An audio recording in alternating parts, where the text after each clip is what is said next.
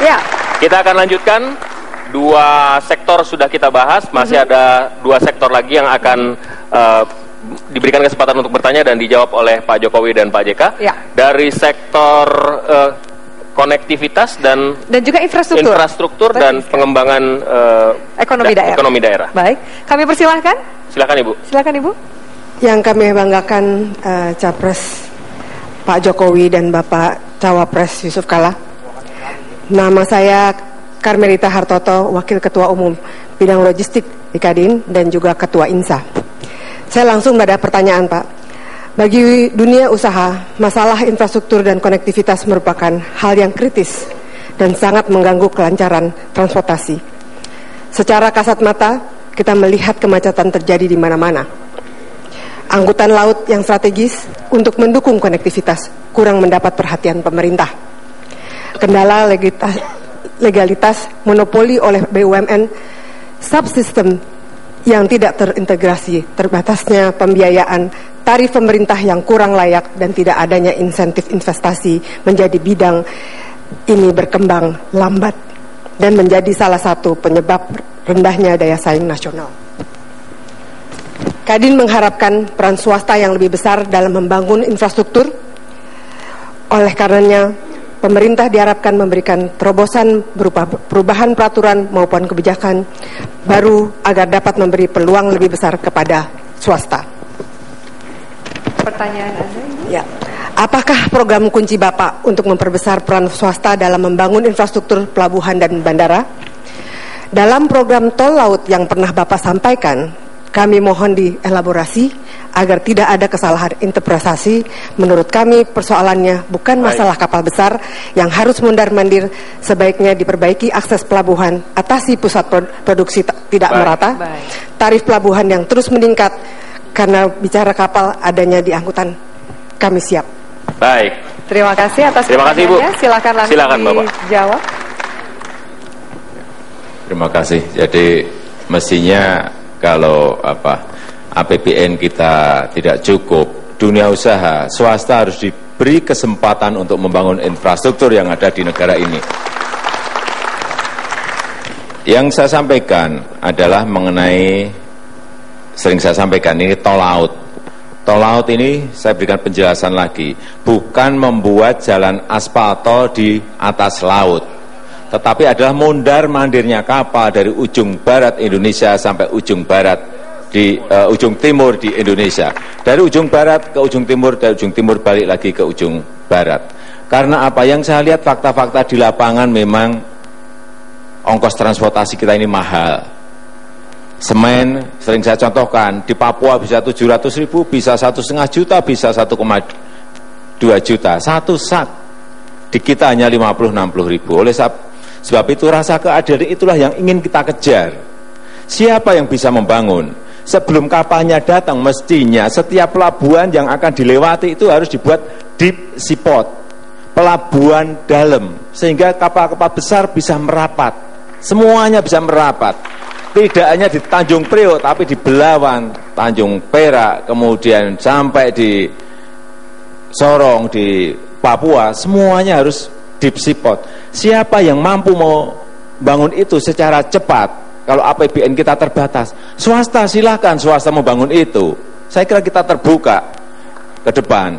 Tetapi menurut saya tidak hanya masalah infrastruktur yang berkaitan dengan laut, karena memang sebetulnya transportasi laut inilah yang paling murah.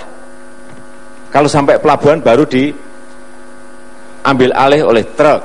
Tetapi juga double track kereta api ini juga angkutan yang sangat murah untuk manajemen distribusi logistik di semua provinsi, di semua kabupaten kota yang ada di Indonesia. Yang laut silahkan lewat laut, ini murah sekali. Kalau saya bandingkan, saya ini tiap hari kirim kontainer ke Eropa, dibandingkan saya kirim kontainer ke Papua, kok lebih mahal ke Papua? Ini kan ada yang keliru, itulah yang harus dibetulkan. Kalau tol laut ini jadi, ada deep seaport selesai, kemudian double tracknya juga semuanya dibangun, dengan APBN silahkan, kalau ada uangnya. Kalau nggak ada, dunia usaha saya kira siap. Saya dengar semuanya siap, hanya sekali lagi hal-hal yang berkaitan dengan apa? Dengan perizinan. dengan regulasi itulah yang harus segera diselesaikan, disederhanakan, dipotong, udah. Kuncinya hanya di situ. Lapangan yang saya dengar itu, nggak ada yang lain. Terima kasih. Baik, kita lanjutkan pertanyaan kedua, silakan Pak. Selamat malam Pak Jokowi dan Pak JK. Saya Didi Suwondo, Wakil Ketua Umum Bidang ICT. Mengenai pendanaan lagi. Bangun kalau nggak ada duitnya jadi sulit.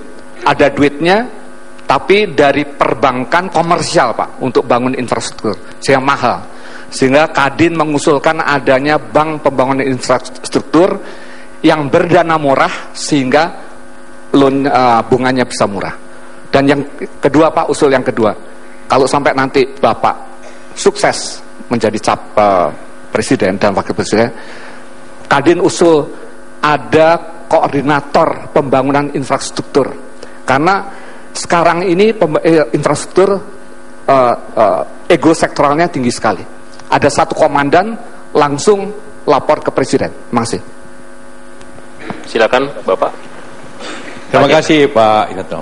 Jadi rupanya kita malam ini malah infrastruktur. Jadi semua pihak bicara infrastruktur. Jadi soal itu soal bank tentu. Tapi kan kita ini para pengusaha, kita bukan. Sekarang kan sama si pengusaha juga hari ini kan. Ya. Jadi ini antara ayam dan telur. Kalau ada proyek biasanya dana juga ada. Kalau ada dana ada proyek juga. Tapi kita dulu kan kemauan sebenarnya. Kalau masalah dana sekarang kan negeri Indonesia terbuka, jadi bukan saja dalam negeri, luar negeri juga bisa sebenarnya, selama visible proyek itu. Kalau kita berbicara tentang infrastruktur, tentu ada yang visible dan tidak. Kalau yang tidak visible, biar pemerintah kerjakan. Secara bisnis tidak visible, walaupun secara ekonomi tidak visible. Kalau swasta harus bisnis visible, kan gitu kan intinya. Jadi tentu dibagilah.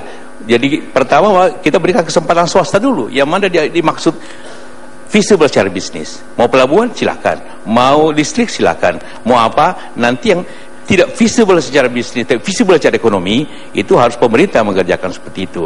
Banknya tentu kita butuh bank, mungkin kita kembali lagi bank pembangunan yang berpikir jangka panjang, dana jangka panjang, tentu sehingga tidak ada mismatch antara bank itu, sehingga mudah menafsirkannya. Kita setuju bahwa memang pada waktunya lah sekarang ini Indonesia mempunyai bank pembangunan, apakah namanya infrastruktur apapun, tapi itu dapat membiayai suatu proyek jangka panjang yang dapat mencakup tentang kebutuhan kita jangka panjang Indonesia ini.